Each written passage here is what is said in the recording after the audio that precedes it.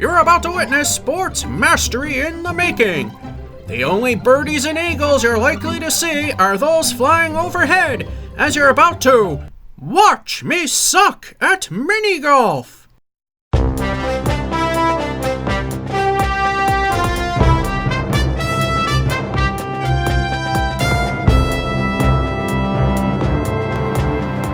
Welcome once again to another episode as I switch to my non-shaky hand of Watch Me Suck at Mini Golf. We are coming to you once again from Masons here in Leominster, Mass, as many people like to call it. It is the 2nd of May. Mini golf. It starts opening at 4:29. That is a few days ago. 9 a.m. to 6 p.m., 7 on Fridays and Saturdays.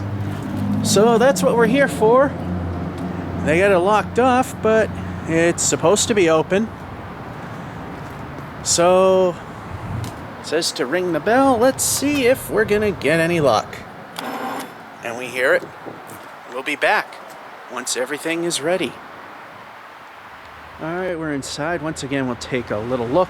They were contemplating on opening because the weather was really crappy till sudden, and you'll see that there's some things they gave up on and got rid of, such as the lighthouse, if you remember it, which is the windmill.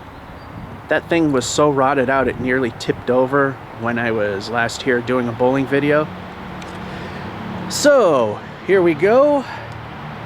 I also got this thing on a tripod, so you get a mini tripod, which is the noise and jitters you're seeing right there, to kind of hold the camera slightly higher. And yeah, I got tremors, so my right hand I can do nothing about. Par 2, the bridge. There's something missing. The bridge. That seemed to have been in good shape, but they got rid of it. So, yeah, it's just a straight shot. Yeah, I can see why they didn't want to really open. This is all wet. They have to make a very hard course even harder. And before we go, not more than 4, we don't care. 7-stroke limit. Let's go over the rules, shall we? I'll put this on the ground where it's not really that wet. Ball leaves the carpet, must be placed back on the carpet where it departed. Ball is not to be returned to the tee unless it goes out of bounds at the tee. In case the player's ball away, doesn't matter. When the ball is against the sideboards, within the area, you can move it 6 inches. Good. Ball hit by another ball, doesn't matter. Strictly against the rule anywhere except the carpet, which makes sense. And again, we're at Masons. And first hole, I think we're going to be using up all 7 strokes on this one. Time to start the action. And here we go. Here's the first swing. And that's one. Second attempt. I've gone far with the first one. There's the second one. And it almost goes to the hole. Good luck getting it in. And yes, that whiff is no mulligan. We counted it. Already on the third, being the first was a complete swing and miss. Over the hole it goes. Trying to overcome the mountain again, and not enough oomph. The ball's even further away, and up and over the side it goes. Maybe using all 7 shots for this one. There we go. Oh, it just went by the hole. Final attempt just for pride, and no.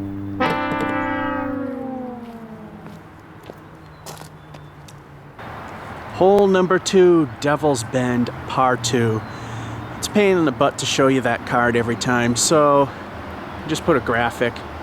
You'll see all the numbers are true when we get to the halftime, at least, end the game over. Anyway, Devil's Bend because you gotta, in only 2 putts, ricochet off that.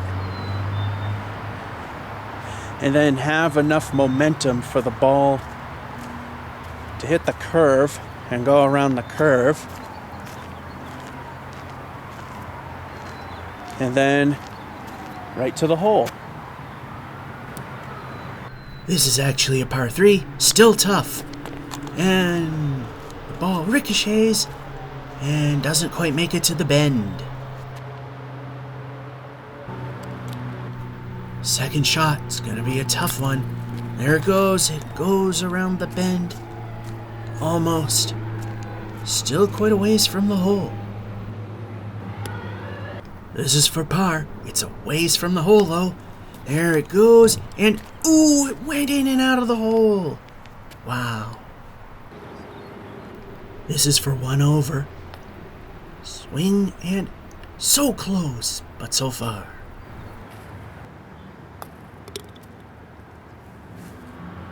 Hole number 3, easy ride, par 2. We start here. And I don't know where the easy part is because right between the hole and where you start is this bucket. Wonder if it had anything in it initially, or it's just there for weight. Anyway, there's the hole. First swing, hopefully things go better than they have been. There it goes, right by the bucket, and ricocheting back here. This is for par, and it's going to take a lot to make that happen. Touches the bucket. Ooh, right by the hole. So close.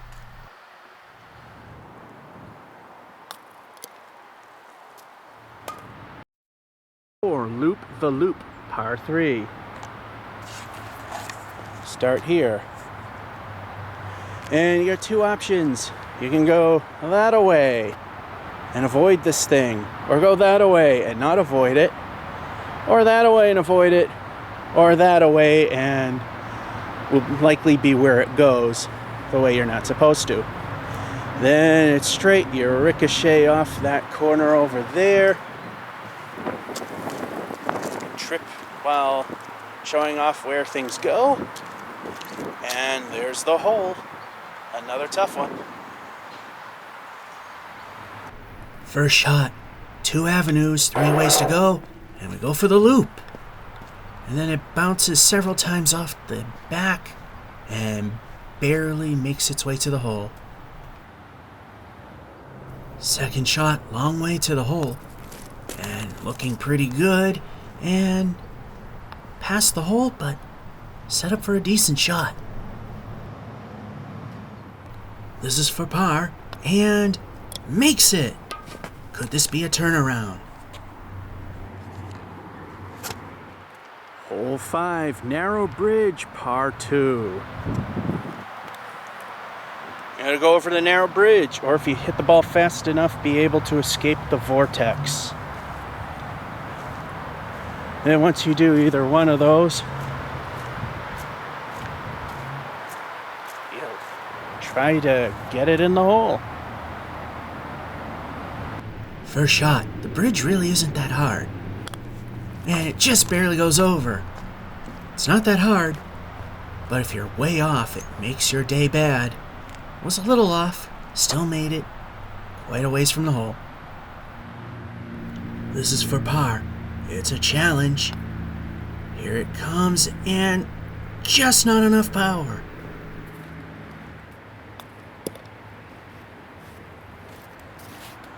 Hole 6, swinging log, par 2.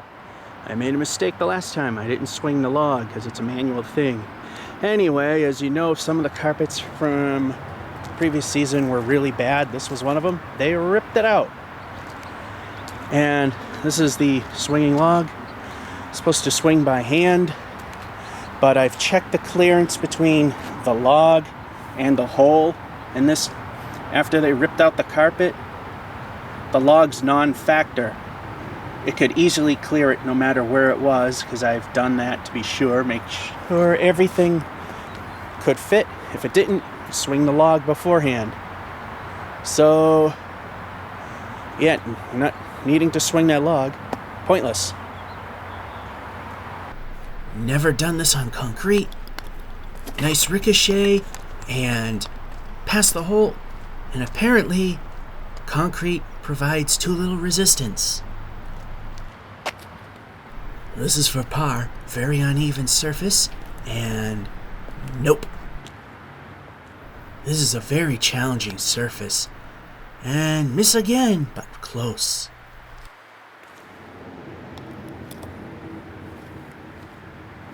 Hole 7, the gap, par 2.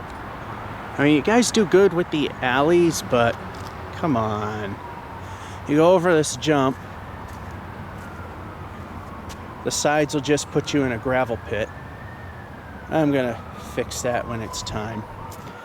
Anyway, you go over the jump, hopefully with the carpet intact enough once I replace it.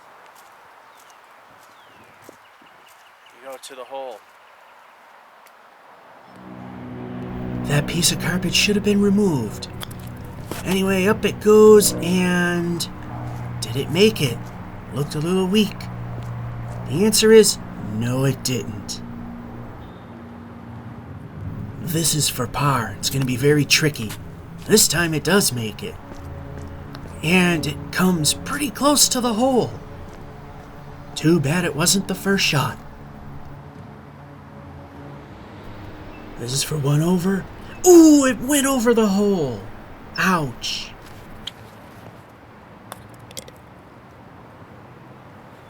Hole 8, U-turn, par 2. Again, missing carpets. Hopefully they will be replacing them at some point. Might have just come at not the best of times. We'll give him that with the carpet. Anyway, you gotta hit this curve, hence why it's called a U-turn. Then, again, to make things really, really hard, solid concrete to the hole. And I tell you something, the balls take a much less predictable path when it's not on carpet. This will be interesting. First swing onto the carpet, around the U it goes, and short of the hole. This is for par. Very tough on uneven concrete. Went right by, and right by it again. Wow. Close twice.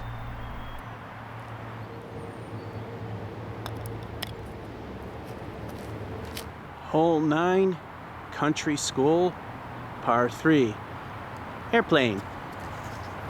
Start here, ricochet off the sides, and you got 3 avenues in which to go. To the right of the school, to the left of the school, or directly under it. Yeah, I'm wondering if these guys have given up on this.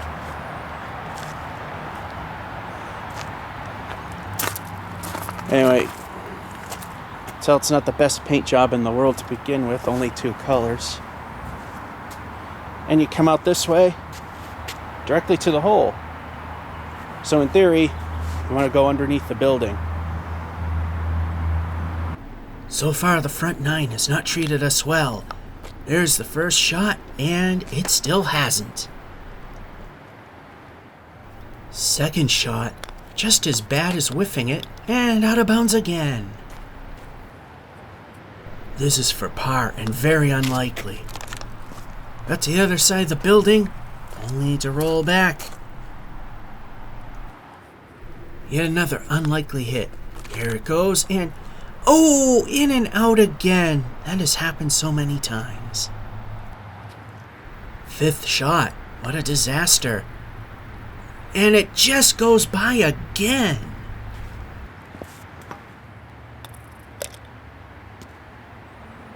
Alright, I can only hold this thing so still. So you can see everything went pretty bad except for Loop the Loop, which actually was in par. And what a disaster this has turned out thus far. So far for the front 9, which is listed backwards on the grand total scheme of things. Par is 21, we're at 38 plus 17. Wonderful.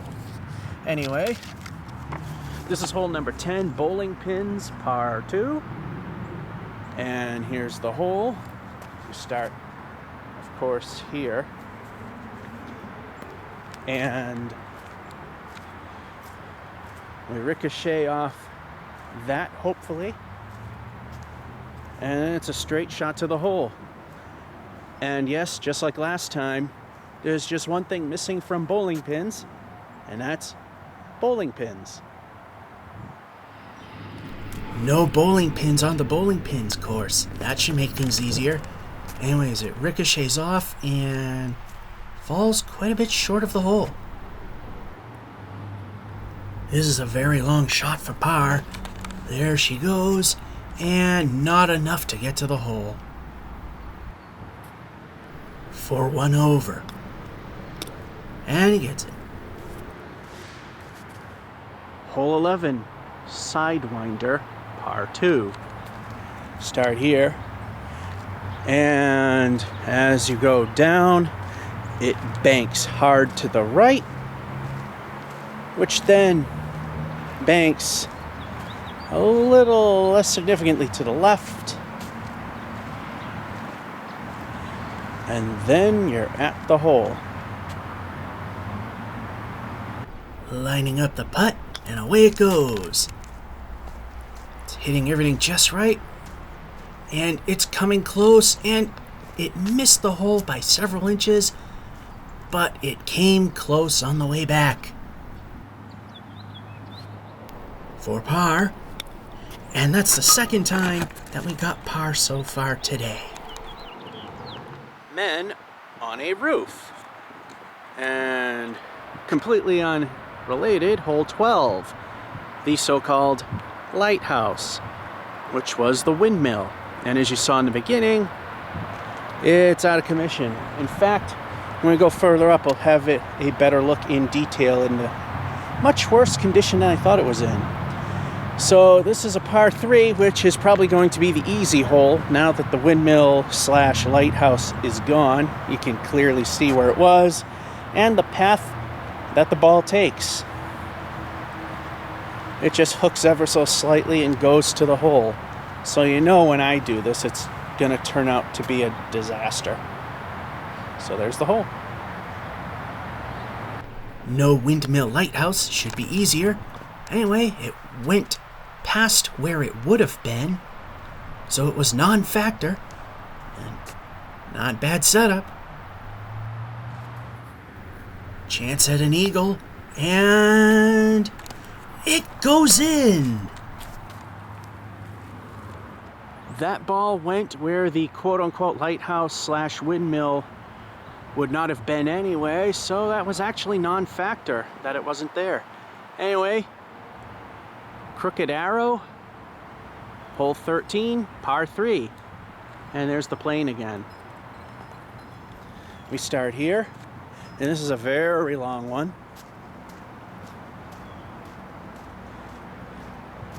And then it hits a slightly embanked hairpin turn, which then goes this way. And again, another section of missing carpet. Replacing or letting this go to hell, I'm not sure which. It's common knowledge that this whole facility is up for sale anyway. I figure keep it up, you could get more money for it. And there's the hole. Indeed, this is a long one. There's the first putt, and makes it around the first turn, goes into the concrete, and all the pits force it to stop there. This is for an eagle. It's a bit tough, but it can be done. Then the ball goes off to the left. Still a fairly makeable shot. For par, looking good, and gets it.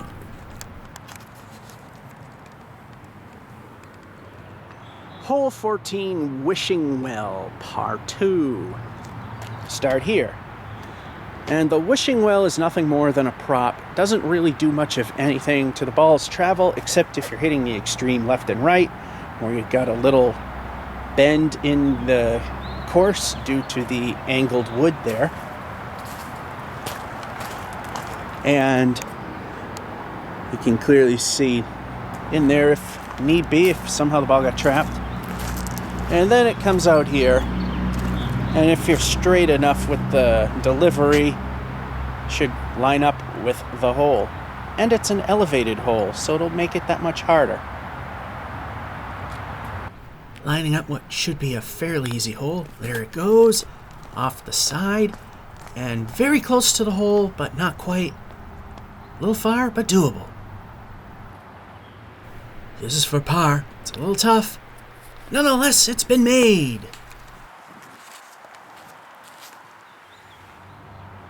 Hole 15, toboggan trap. There's no flagpole for this one. Anyway, we go underneath this toboggan, which looks a lot more like an airplane than a toboggan. And I don't know where the trap part comes in, because it's, just some right bends. More right bends.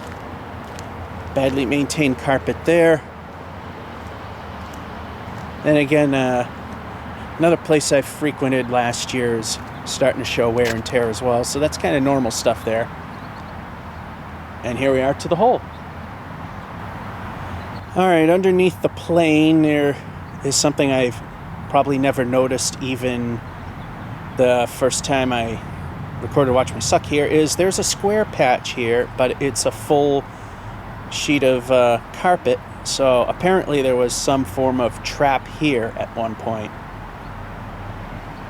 It's a fairly easy hole, just a couple of bends. There's the first putt. Ricochets off the wall, ricochets again, and a third time, and a fourth, right towards the hole, and just inches from it. But we gotta start from around there. This looks like an eagle, and it is! Hole 16, Rocket, par 2. Before we get to that, as I said, we're going to look at this lighthouse more up close and personal. So you can see it really took a beating. The roof fell off, which it looks like is what happened there. And it rotted away. You can see that the lighthouse fell completely off its foundation, and this is pretty much what I saw when I came here. I'm holding the camera nice and straight, and that's really the angle that it's at. Anyway, here you start, and you got a couple of right-handers. But you don't want to be immediately in the middle, because you will have issues there. And a giant square like that size appeared, because this somehow thought, somewhere around here, that there was a smiley face that it was detecting. Anyway, you gotta find the indirect route to this hole. As I've said, the most direct route is blocked. Things have gone quite well on the back nine. There's the first shot. And ricochets off the wall, past that middle fin. And where's the ball? It's somewhat close to the hole. This is for par. It's looking good, and it just misses. This could be only the second hole that we're over par on the back nine, and it is. Hole 17, Thomas the Tank Engine, also known as copyright infringement. Anyway, you start here, and Thomas has been derailed. This is one hole where we may have some advantage. Note the redundancy, because you can see here, you could go to the right, to the left, or this narrow middle part. This area and this area is where Thomas stood. And they took him off there for some reason. Now, we're not going to look too much at this because, copyright and stuff.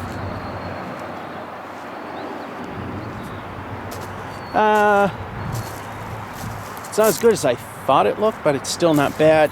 I mean, you can see it's seen better days, but it's just a paint job. The plywood's actually in pretty good condition. So yeah, we have an advantage of 40% more room, 100% of the lane. And to the hole. This should be much easier with no obstructions. There it goes. And it would have made it anyway. And very close to the hole. For an easy par. Got it. Hole 18, last chance, par 2. So far on the back 9, I'm only 2 holes that I was over par. Could be 3 after this one. So here we go. We got the hole, or the ball. This is not the hole part. It's pretty much a straight shot. We got a little extra room on the right, which then disappears if it is traveling on the right, going left, and will actually help push the ball towards the hole of no return. So once the ball goes down there, it winds up in there. This one should be pretty easy. Here's the swing and the shot. Pretty much down the center, close to a hole in one. Oh, it bounces right out of the hole. What a shame. If this goes in, it's a great back 9, and it does.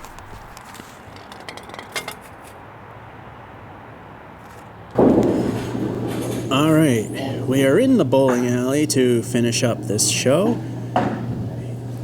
Anyway, as you can see, outside of bowling pins and the rocket, we have either made or beat par, which is quite interesting. Although I will have to say that Thomas the Train was kind of a gimme because 40% more of the path was open. So as we said before, we were at a 38, and I'm using an expired Subway card so to hide the score. The par is a 21, and we got 21. So we got 38 on the front, 21 on the back, gives us a grand total of 59, 17 over par. Wow, if it wasn't for the really bad luck, hole number 1, which I now question the par because of that ridiculous hole that's there. Some of these I kind of question from the very beginning, but there you go. 38, 17 over in the front, even on the back, 59 total. And that's this episode of Watch Me Suck at Mini Golf, coming to you from a very blurry and now in focus Mason Bowling Center in Leominster, Massachusetts. This is George F551 saying hope you enjoyed and have a good one. And no, we're not going to go bowling next.